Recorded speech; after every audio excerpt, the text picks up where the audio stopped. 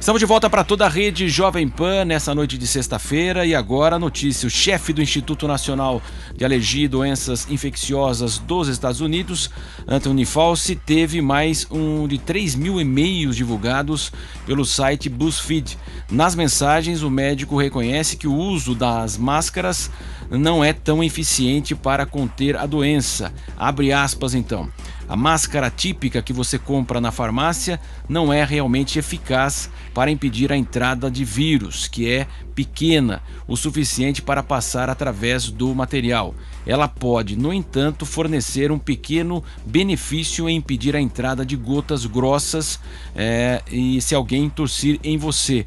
Portanto, escreveu Fauci em uma mensagem na qual ele afirma ainda, abre aspas, novamente, as máscaras são realmente para as pessoas infectadas, para evitar que espalhem a infecção para pessoas que não estão infectadas, em vez de proteger as pessoas não infectadas de contraírem, portanto, a infecção, fecha aspas agora. Vale lembrar, Fauci, que chegou a recomendar o uso de 2 máscaras depois de ser pressionado pelo senador Rand Paul. E eu pergunto para Ana a repercussão aí nos Estados Unidos justamente aí das declarações.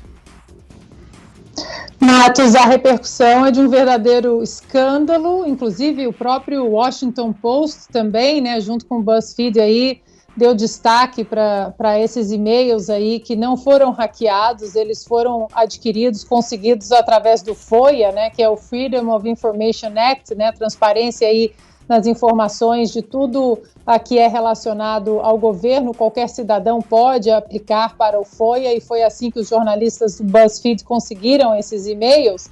E o incrível é que no Brasil a gente não está ouvindo uma palavra, né, em relação a esses e-mails do Dr. Fauci.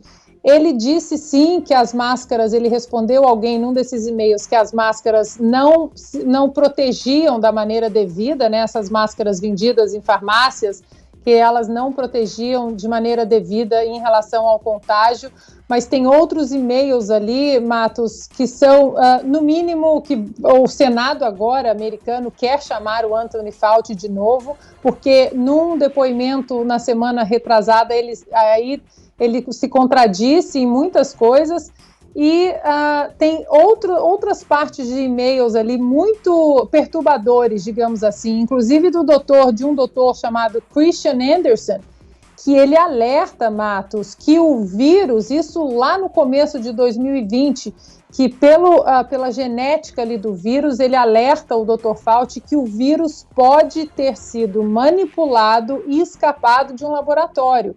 Aí a gente lembra que durante todo o ano de 2020, contas foram suspensas nas redes sociais, as pessoas não puderam falar sobre essa teoria do vírus ter escapado do laboratório de Wuhan, mas no começo de 2020 o Dr. Fauci sabia. No entanto, quando ele recebe esse e-mail do Dr. Anderson dizendo, olha, parece que o vírus é manipulado, imediatamente ele manda um e-mail para uma cadeia de médicos e diz, precisamos entrar numa ligação confidencial. E daí a gente sabe que durante todo o ano de 2020 o Dr. Fauci esteve à frente, né, seria o Mandetta dos Estados Unidos, esteve à frente, se contradisse durante vários momentos, não só em relação à máscara, mas em relação ao distanciamento social. Ele, inclusive, condenou quando o presidente Donald Trump fechou os voos vindos da China no dia 31 de janeiro de 2020, ele condenou, ele disse que não era necessário isso, né, não precisava, depois ele voltou atrás. Então tem muita coisa aí nesses e-mails, principalmente quando a gente vê que há uma manipulação por trás do que a população ficou sabendo no ano de 2020 e do que eles, cientistas, sabiam o tempo todo. Inclusive, ele pede para que um cientista escreva um artigo na revista Nature dizendo que a teoria do vazamento do vírus no laboratório era uma teoria falsa. Então, o Dr. Fauci depois agradece esse e-mail exatamente porque ele disse que era necessário enterrar essa teoria na imprensa que estava ganhando aí o momento. Para finalizar, Matos, a pré-venda do livro do Dr. Fauci, que estava na Amazon, aparentemente foi suspensa. A Amazon até agora não se pronunciou, mas retirou a pré-venda do livro dele que estava para sair.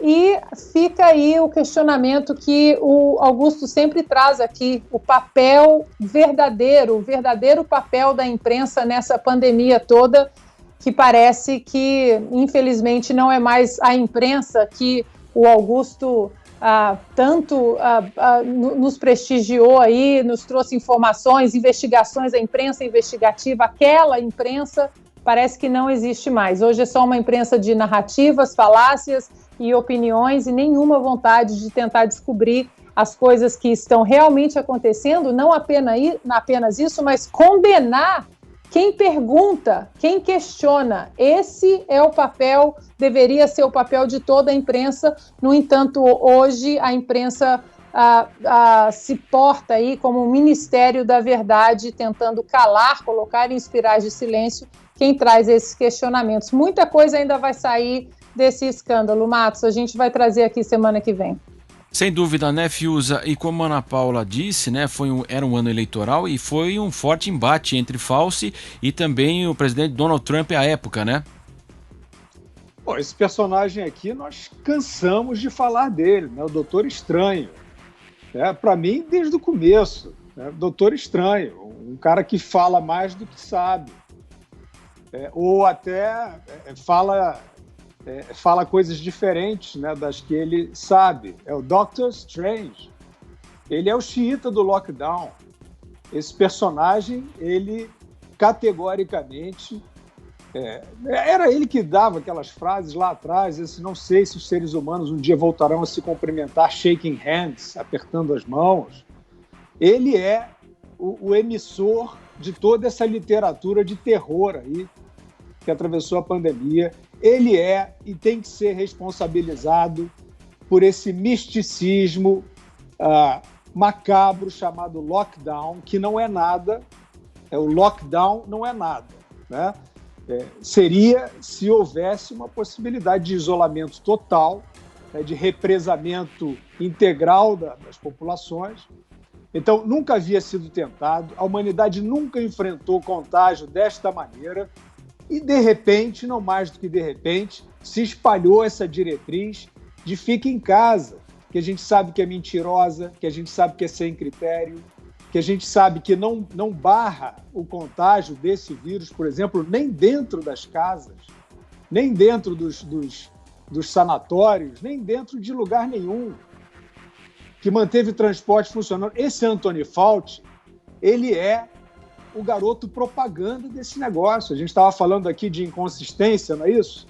De autoridades que agem como se estivessem fazendo segurança sanitária e estão fazendo propaganda. Esse é o Anthony Fauci. A máscara está caindo, mas a gente está falando desse personagem aqui há muito tempo.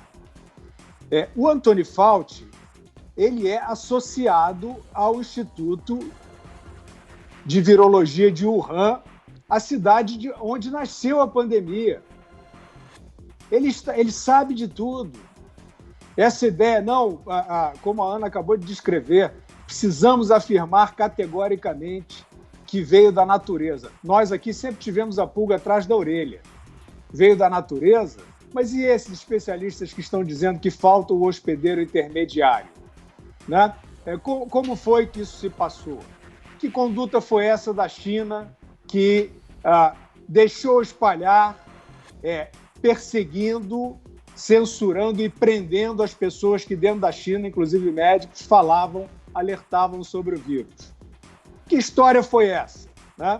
Pois bem, essa questão do ganho de função que aparece nos e-mails, nas pesquisas dentro do laboratório, que podem indicar, e se o mundo não cair numa tragédia, né, subterrânea, moral e intelectual, isso vai vir à tona.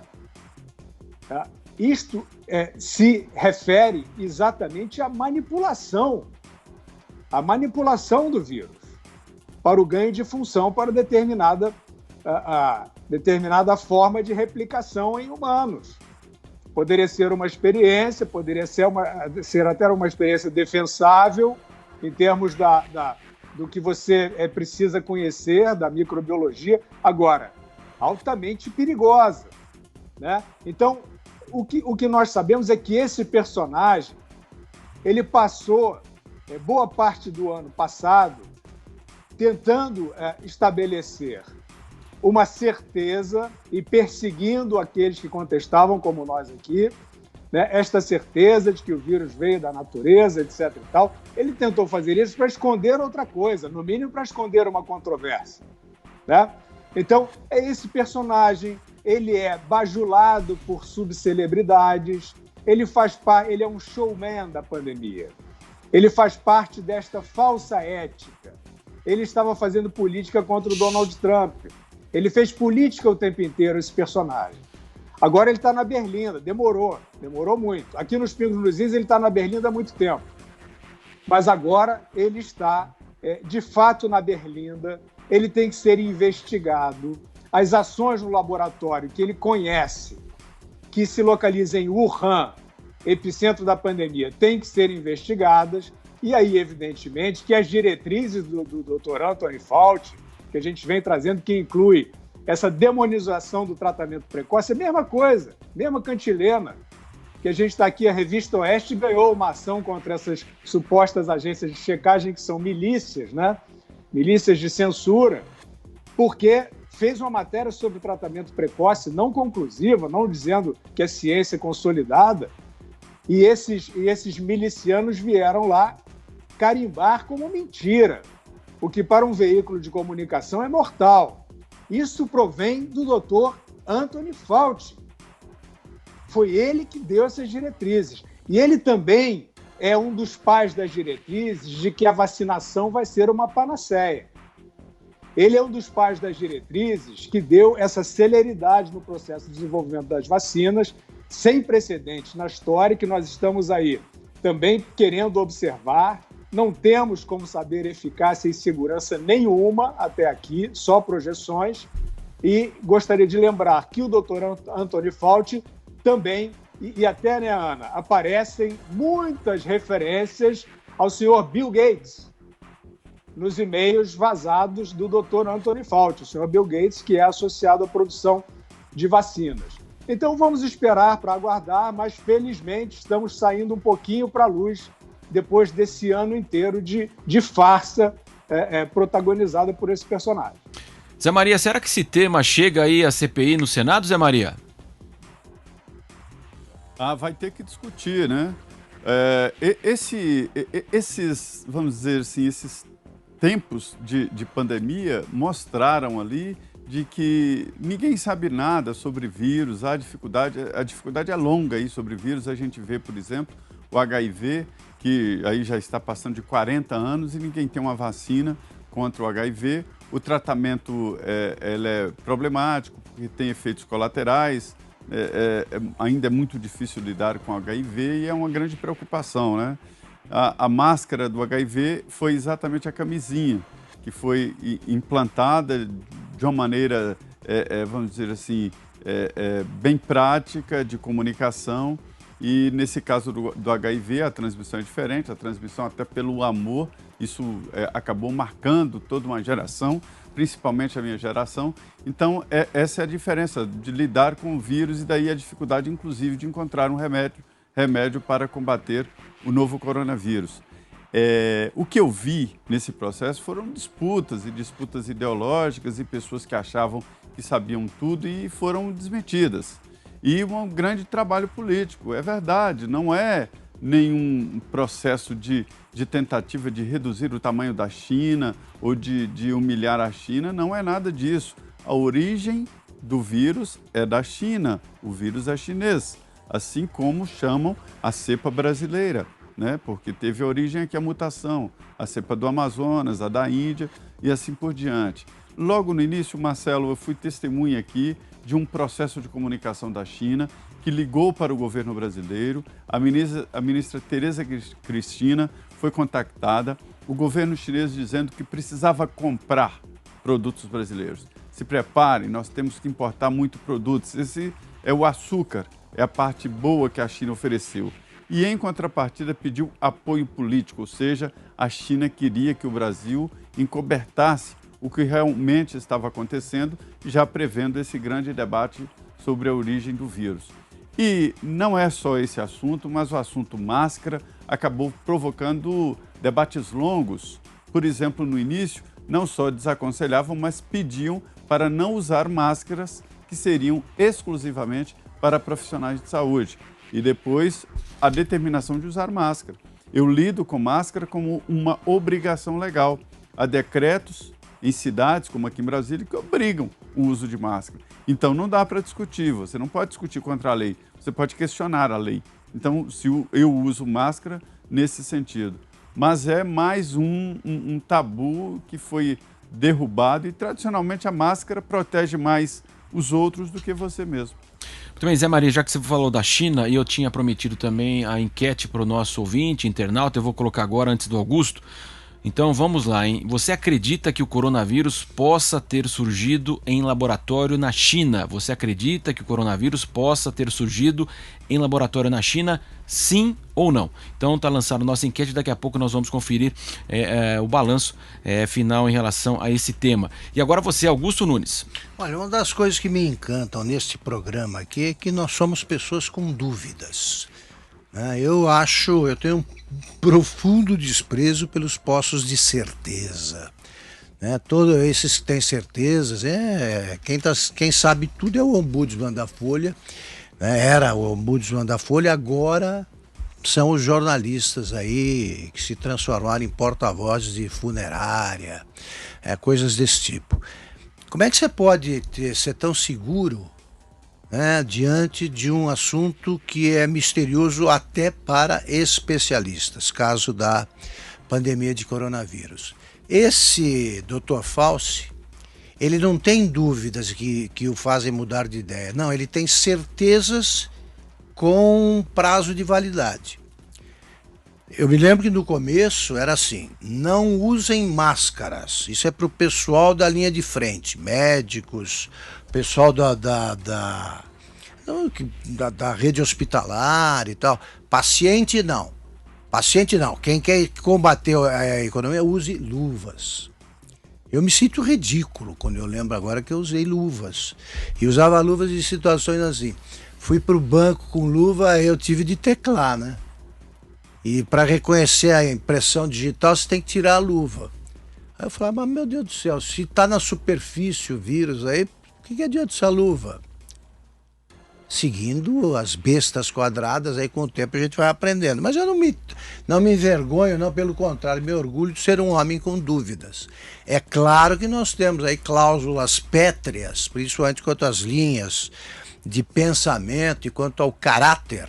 Isso aí a gente tem coisas que são inafastáveis, né? A gente segue esse caminho. Mas é normal, né, você não confundir coerência com teimosia.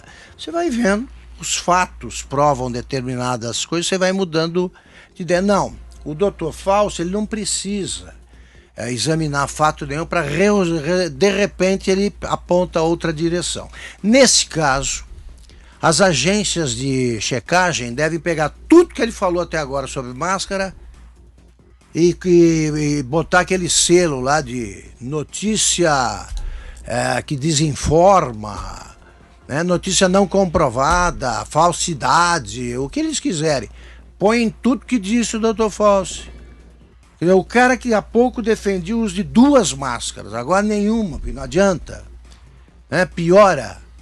Então como é que faz? O que devem fazer os integrantes do nosso núcleo de monitoramento da Covid em São Paulo, agora enriquecido, né, pela presença da doutora Luana? Eles devem usar máscara ou não? Porque ali tem máscara personalizada, customizada, combina com o paletó. O que eles devem fazer? Eu uso máscara. Disseram que é bom. Agora o Dr. Fauci me diz outra coisa, eu fico me sentindo aí meio imbecil, né? Mas o imbecil é ele, que só tem certezas, é isso, é aquilo. Ninguém é especialista nessa pandemia, porque você só se especializa em alguma coisa e depois da coleta de evidências que estamos muito longe de completar. Né? Simples assim, nós precisamos aprender muito mais sobre isso. Mas eles não. É a ciência. Tá? É a ciência. Se você seguir como a tua referência científica, o Dr. Fauci, você anda em zigue-zague o tempo inteiro, vai para trás, avança e tal. Então, vamos acabar com essa arrogância, tá? Vamos ser um pouco mais humildes e vamos levar em conta que esse Dr. Fauci entende tanto, né? Ele sabe tanto o que vai acontecer quanto o guarda da esquina, é isso aí.